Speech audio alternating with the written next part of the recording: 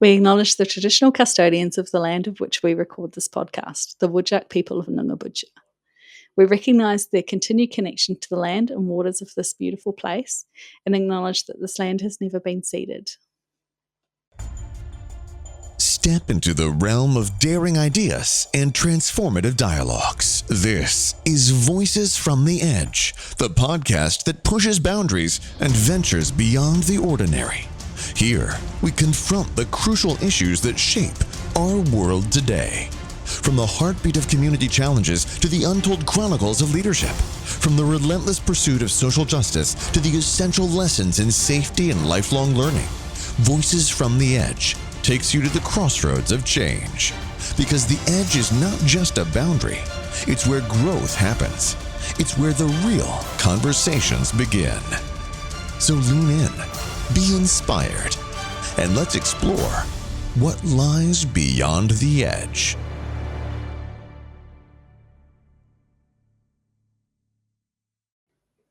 And joining us today is the marvellous and wonderful Sean Brady. Sean, how are you? Dr. Sean Brady is a forensic engineer who investigates engineering failures from a technical and organizational perspective. In 2020, he completed the Brady Review, an investigation into the causes of fatalities in the Queensland mining industry. The review was tabled in Parliament and made 11 recommendations to the regulator and mining companies on how to improve safety. In 2024, he completed the technical and organizational investigation into the catastrophic failure of a turbine generator at Callide C Power Station in Queensland, Australia. He also speaks, writes, and podcasts on the causes of technical and organizational failure. Very good. Good to be here, Tom. Where are you joining us from this morning, Sean? I'm based in Brisbane here. We're in the city. Oh, fantastic. And we've got the Battle of the Bookcases and Battle of the Plants going in the background there. Well done. We have yet to get our logo up yet. We're going to get our logo on the back wall, but that's in the planning stage at the moment rather than the final stages. There was a few people who said should have got one of those big, I don't know, banners. And I'm just like, what banner for what though? I mean, seriously. It's not like I represent anything. Oh, we shouldn't have said that maybe. All right, Sean, you're a forensic engineer. First of all, what does that do? What does a forensic engineer do? Yeah, so I started off sort of specializing in that about 16, 17 years ago. So I'm an engineer by training, structural engineer.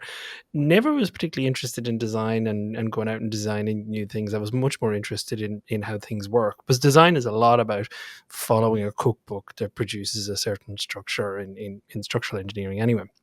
I was much more interested in how things actually work. So a lot of my early career after I was an academic was really looking at how structures work in the real world. We did a lot of work on bridges in Australia where we'd actually go out and we'd put sensors on the bridges and we'd measure how they were actually bending and how far they were deflecting and all that sort of stuff. So you really, I suppose my technical area became an understanding how structures work in real life. And that sort of naturally leads you to forensic engineering, which is all about trying to identify why a structure failed if you're in the structural side of things. And what's really interesting about that is that we sort of build defective structures all the time from a compliance perspective, that they don't comply perfectly with the code. But that doesn't mean we actually get failures or defects. That's something that only comes up when you get these sort of perfect storm of events and things going wrong. So forensics is all about working out what actually contributed on the day to the failure. And we did that for a long time, mostly for law firms who were trying to understand why things had gone wrong. And of course, they were in the business of assigning blame. But our job was always to actually just get to the issue, understand what contributed, get all the irrelevant stuff off the table and out of consideration, and just focus on this is what actually contributed on the day to cause the failure. So that's pretty much what a forensic engineer does, is just that very niche piece of it. Okay. How did you go about transitioning from being an engineer that looked at structures into doing the investigations about failures after events? So what's really interesting when you start looking at structural engineering failures particularly is that we keep repeating the same technical causes of failure over and over again. We pretty much haven't discovered a new technical cause of failure since about the 1940s. And what that really means is that everything we've knocked down since the 1940s, we technically knew and understood what the issues were. We knew how to manage them, all of those things. So then you start to say, well, hang on, how are we still knocking things down if we have, supposedly technically perfected this sort of thing? And what you find is that there's a whole bunch of organizational factors that sit behind these technical factors that actually cause the failure. So I got really interested in those organizational factors. And that was interesting at the time because we as structural engineers were kind of have a view, and I think engineers in general have this view, that non-rational thinking is for other people. Engineers are brilliantly rational people. We're not subject to biases. None of those things are a problem for us. We're just really rational. But of course, what you find is we're human just like everyone else, and we work inside organizations like everyone else. So what actually happens is we are subject to the same organizational causes of failure as everyone else too. And the fascinating thing about those organizational causes is that they're not unique to engineering.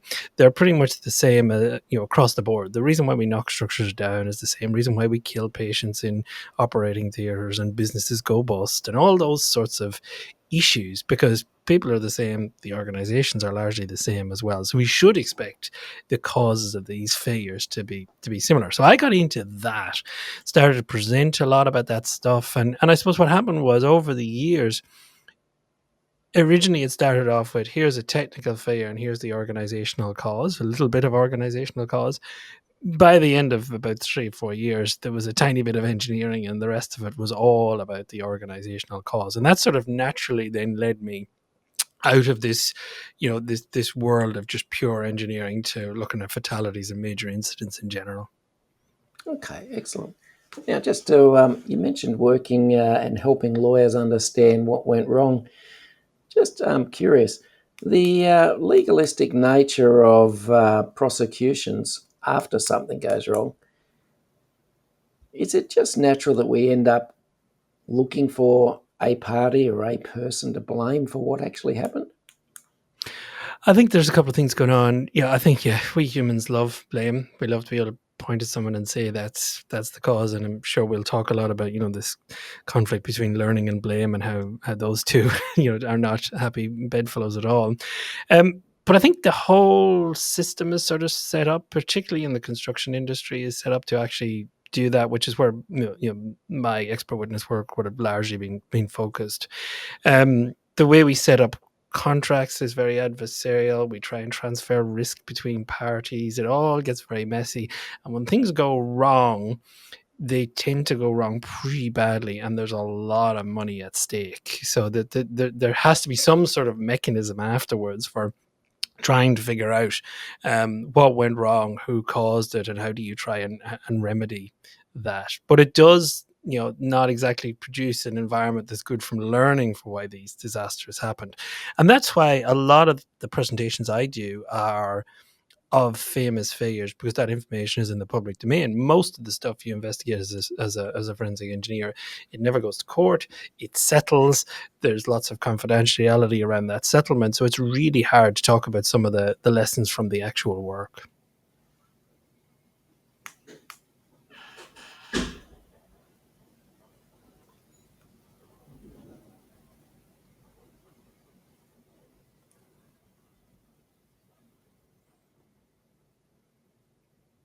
Tom, you froze there, so I'm not sure. Oh, that's good. If That's you good. asked You the too. question. Yeah, it's good. I'll edit this bit out because I was like, I've learned over the time when people freeze not to interrupt, because it makes an interesting thing. So you were telling us about the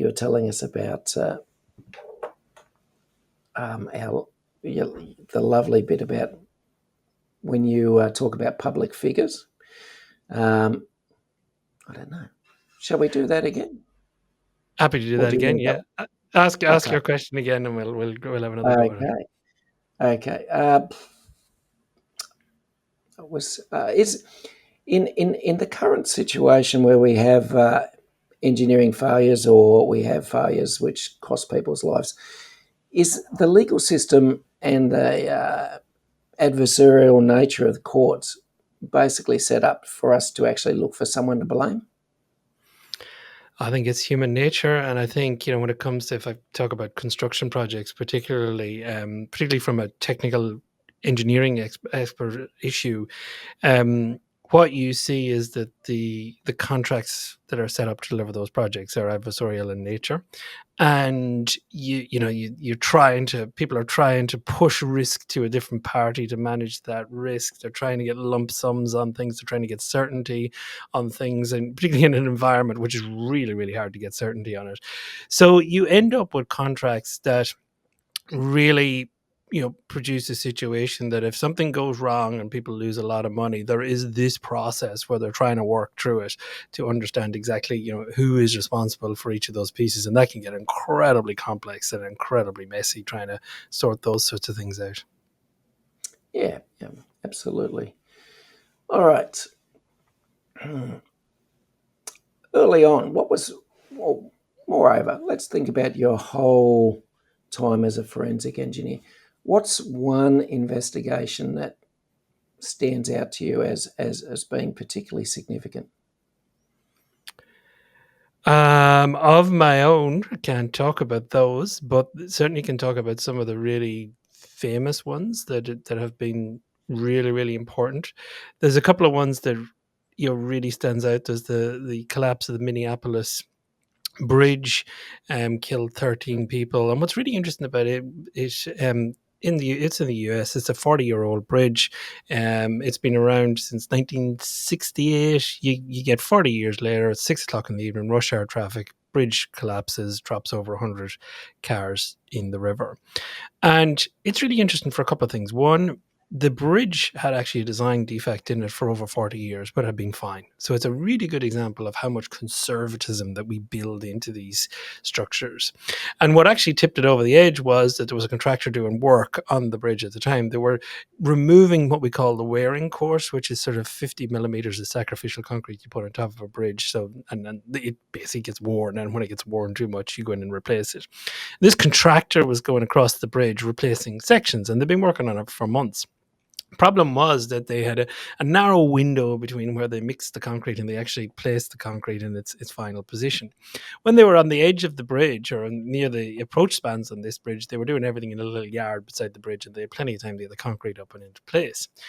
But when they got out near the center of the bridge, and this is a 0.5 kilometer long bridge when you add up all the spans, the contractor worked out it'd take too long to get the concrete up and onto the bridge and into position.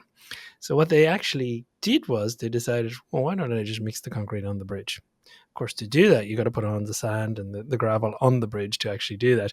There's a long, very, very interesting story about how they got approval to do this, but they went ahead and did this, and they basically put 4 times the load that the bridge was actually designed for on the bridge.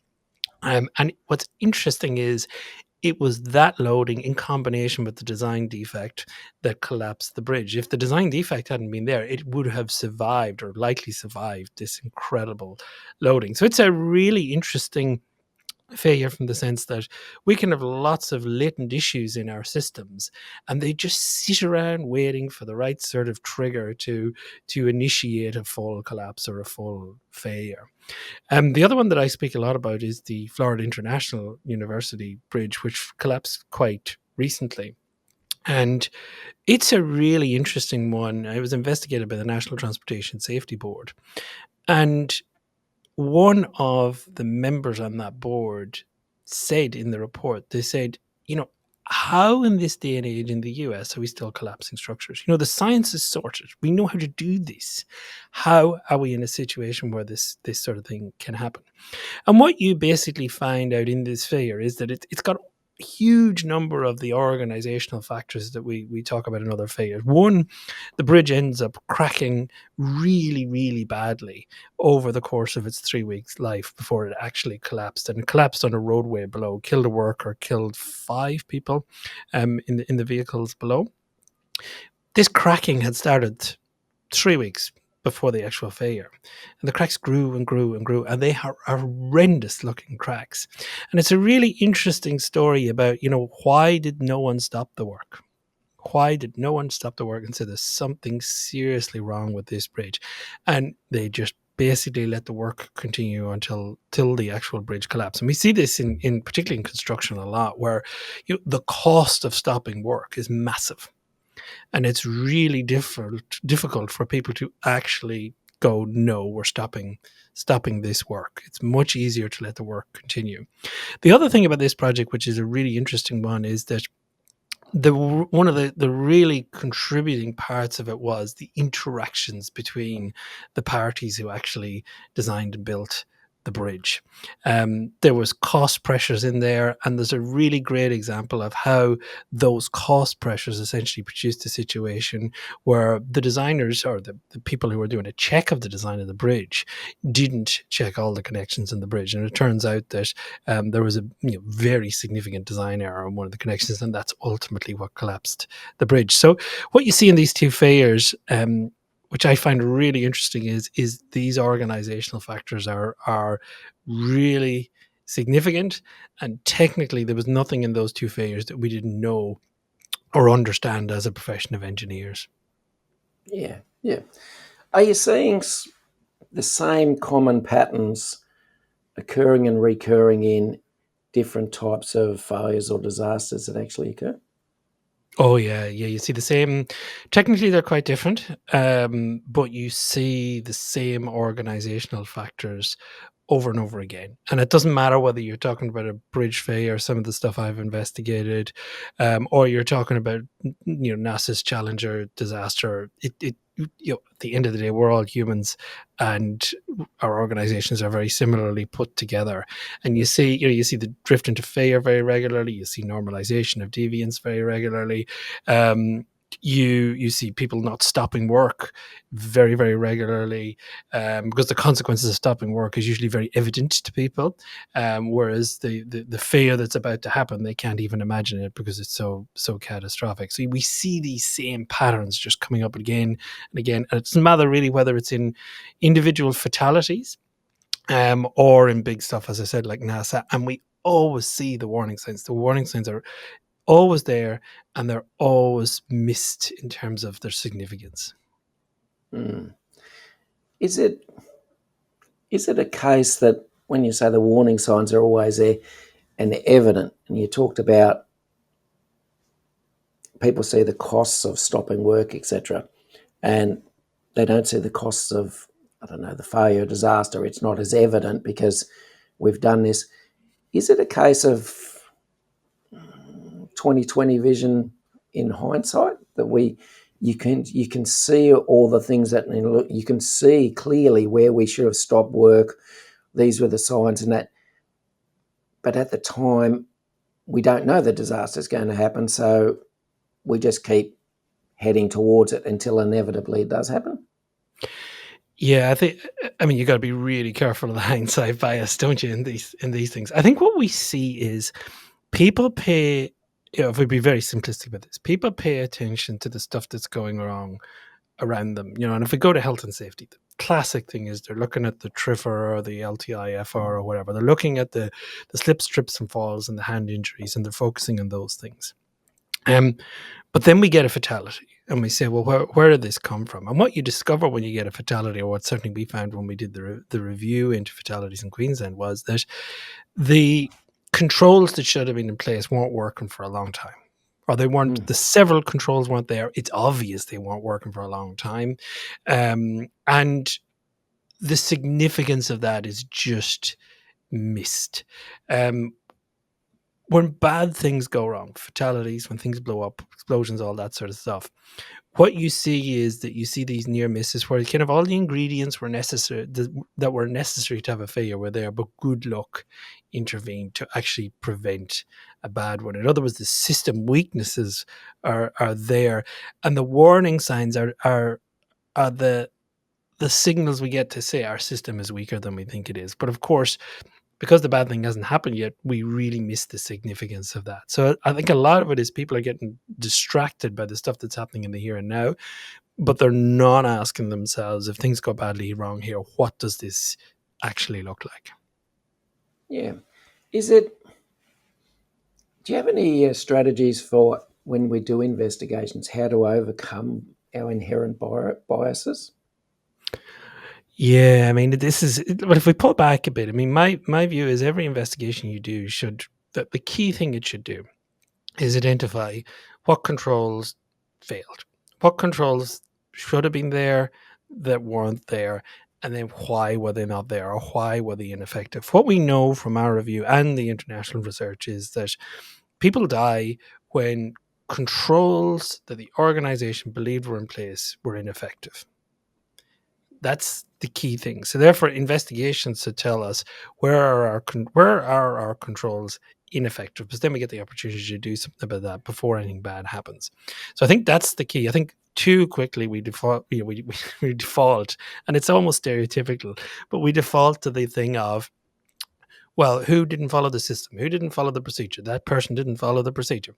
Let's blame that person and send a message that if you follow the procedure, everything's going to be okay. But what we see in the research is that when people aren't following the procedure, they're usually not the only people not following the procedure. Usually that's how work is actually done inside the organization. And there's a whole variety of reasons why procedures don't get followed. I think if you're ever getting in a report that says that the worker isn't following the procedure and the investigation ends there, that's a terrible investigation. I think it's Hopkins who says that human error should be the starting point of the investigation, not the end point. So for me, the investigations have to really focus on what are the controls we thought were there and why were they ineffective on the day.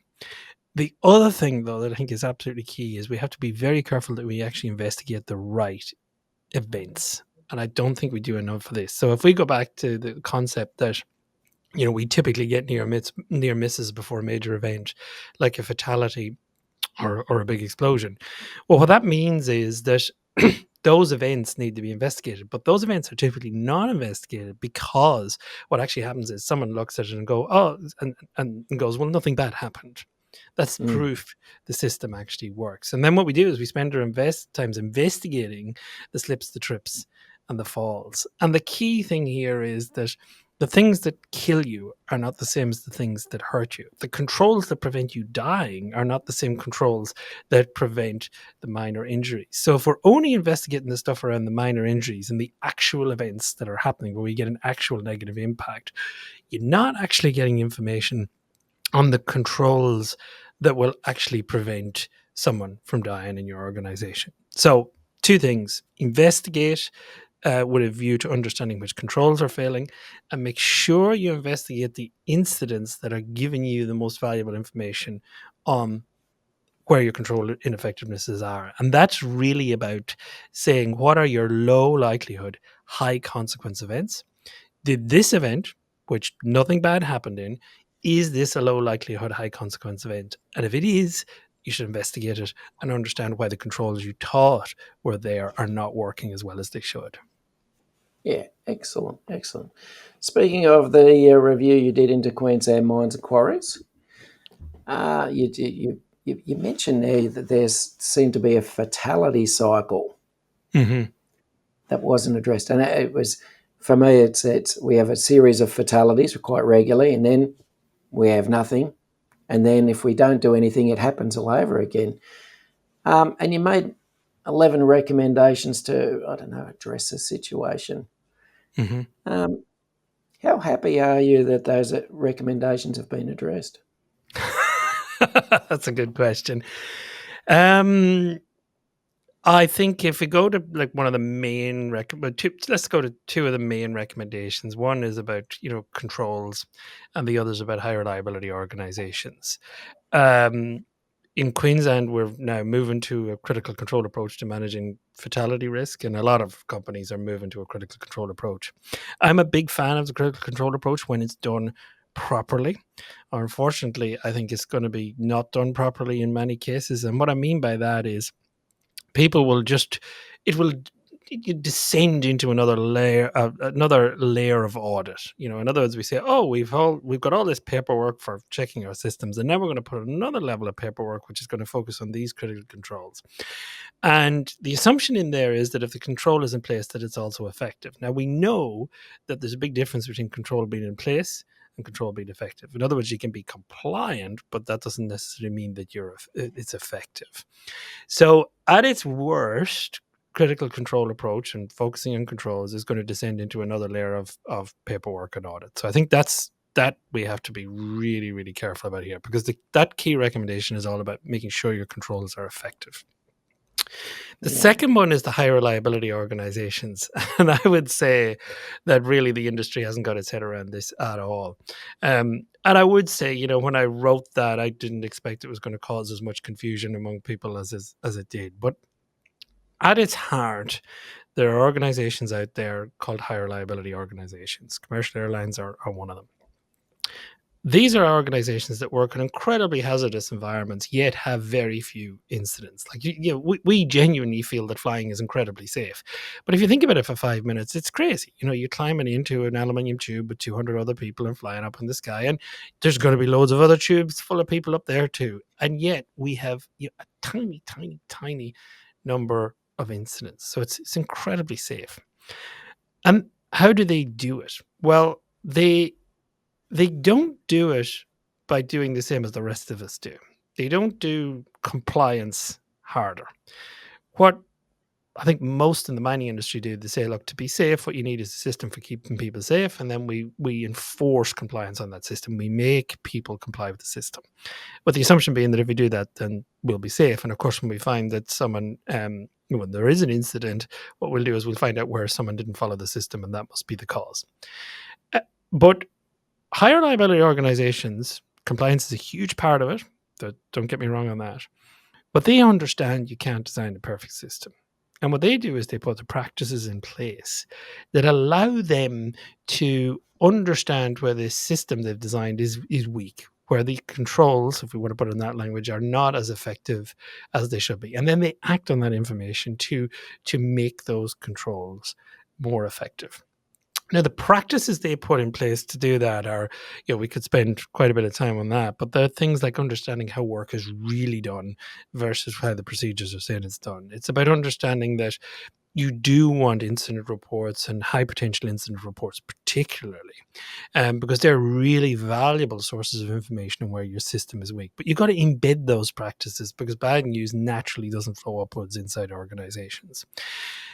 Now, has the industry as a whole in mining embraced that sort of concept? I would say absolutely not. From talking to people at conferences, everyone up to that executive level, and there's a few exceptions at executive level, but everyone up to that executive level, they know what to do. They know where the system is weak. They know where it's just paperwork rubbish. They know all of those things. But executive and board levels, as I said, with some exceptions, still genuinely believe you can prevent fatalities by having a system and making people comply with it. And I think this is where critical controls and high reliability come together really, really well.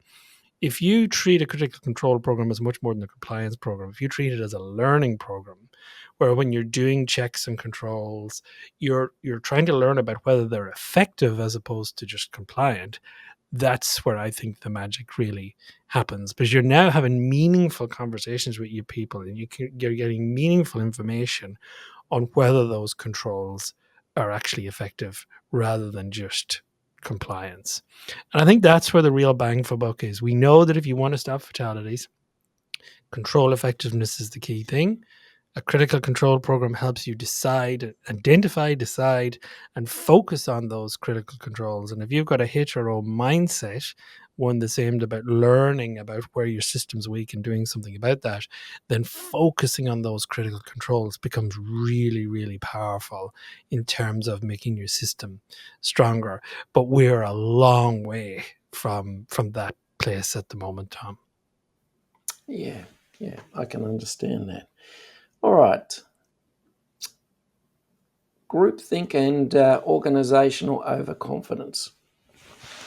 How big a role do they play in some of the disastrous incidents you've investigated? Yeah, we see a lot of groupthink. We see a hell of a lot of groupthink. And everyone wants other people to tell them everything's going to be okay, and then you want to believe everything's going to be okay. And again, if we go back to high reliability organizations, one of their 5 characteristics that's so important is called chronic unease, and it's one of the ones that's really quite, people's understanding of this is pretty poor. They sort of say, well, if we want chronic unease in our organization, I need to tell the front line to have more chronic unease, be more concerned. You're in a very hazardous environment. And that's not what chronic unease is at all. Chronic unease it's an organizational level concept. It's a system concept. And what it basically says is a healthy skepticism about how well things are working. And particularly when things are going well. And I think what we see in health and safety is there's a sort of a view that unless we're getting bad news, the system must be working. And of course, high reliability organizations are the opposite. They're constantly looking for where their system's not working as well as they think it is. They're actually looking for that. They're receptive to that information. They've put in, as we said before, the practices to make sure that information flows up to them. That's the antidote to groupthink, is to be able to look at that information and use it to make your system stronger. But you do have to push against groupthink to be able to do that. And there's a wonderful example which really shows how groupthink can get out of hand. And we see this in major bridge failures. I think it is a bridge engineer's trait. And it's called, basically, what's it called? It's fundamentally about if you hire someone who's technically brilliant, right, to manage a bridge job or to manage anything, then if that person decides everything's okay, even if there's warning signs to say probably things aren't okay here, people will tend to default to that expert's view. They will tend to go, oh, well, they think it's okay, it must be okay. And we see this particularly in major bridge failures, where you get this, absolutely crack-hot bridge engineer in charge, and as long as he, and it's usually he, says everything is okay, even though other people are concerned, they will always get silenced. Because if it's good enough for that person, it must be good enough for everyone else too. So yeah, groupthink, massive problem. And again, you can summarize this all down to, how do you make warning signs vivid and allow a rational discussion about them and what they mean in terms of managing your risk moving forward? Good. High risk organizations, I've got one word for you: Boeing. Yes, Boeing is an incredible story, and I've been talking about this quite a while. It's a wonderful example of how you set up a company in the beginning. So I think they began in 1916. Always a focus on building great aircraft. Sort of philosophy of, if you build great aircraft, you'll make money. Engineers are, encouraged to demand what they want in their planes. There's a story I love where the engineers are not told the price of anything. So when they're choosing between competing parts to put in an aircraft, basically what happened was they were not shown the price. They were just told to pick the one that will make the aircraft the safest. And they even had a line in Boeing that said, "We hire engineers and other people." But then what happened was Boeing merged with McDonnell Douglas, and they were a completely different type of firm. So I think this was late 90s, maybe 97. And they were totally focused on cost cutting, return on shareholder investment, all that sort of stuff. And you put those two cultures together, and who do you think wins? The geeky engineers trying to build the safer planes, or the real business savvy, money savvy people? And really, what happened was their culture just dramatically changed, and it changed to away from an engineering focus to one on return on shareholder value, cost cutting, all that sort of stuff. A wonderful physical example of how it manifested. They were always a Seattle company, and then they made an announcement that the executive team was going to move. And they were eventually relocated to Chicago, and engineering was kept and manufacturing was kept in Seattle. And the reason given was that the engineers were having too much undue influence over the executives. So it should be they were expected to be making financial decisions, business decisions, and the engineers were having too much influence on them. And I think that's when you realize culturally your transition is probably quite complete in terms of what you focus on. And the story that I've spent a lot of time looking at is the 737 MAX 8 crashes. And it really is an example of how you put engineering second, and slowly you end up making a whole series of decisions that produce a plane that had significant vulnerabilities due to its software system MCAS when it was first released. Yeah, absolutely. All right, last question for the day, Sean. If you had one message or one key message for leaders of organisations who may be listening, what would it be? I think the key one is most companies are in the mindset the only way you keep people safe is you design a good system to keep them safe. You police that system so they follow it. You keep an eye on your TRIF or your LTIFR, and as long as that's low, you must be doing something right. And I would say that belief is the single most misguided belief with regard to health and safety in a lot of the companies we deal with. And the place where you need to shift your head to is what hurts you doesn't kill you. So the causes and therefore the controls of these incidents that actually cause fatalities and big bad outcomes, they're different from the slips, trips, and falls. So the information inside the TRIFR or your LTIFR is meaningless when it comes to the management of your major risk or your fatality risk. And your key is to understand that you should try and build a perfect system to keep your people safe. And you should make sure people comply with that. But you should understand that system will drift. It will not be able to keep your people 100% safe. And what you need to do is to then embed in your organization the practices that will allow the information that you need, the information on where your system isn't as effective as you think it is, particularly your controls and your critical controls. You need to embed the practices that get that information flowing to you, and then you need to act on that information. That this is a well-trodden path for organizations who have moved beyond this traditional compliance, or it's sometimes called a calculative-based approach to the management of safety. Compliance will always play a key role in there, but what you're trying to do is you're trying to keep the compliance that actually makes the system more effective, and learn and make it better from what you learn. That's the key message. Beautiful. Sean Brady, it's been an absolute pleasure speaking to you today, but for now we'll have to leave it there. Thank you very much, Tom.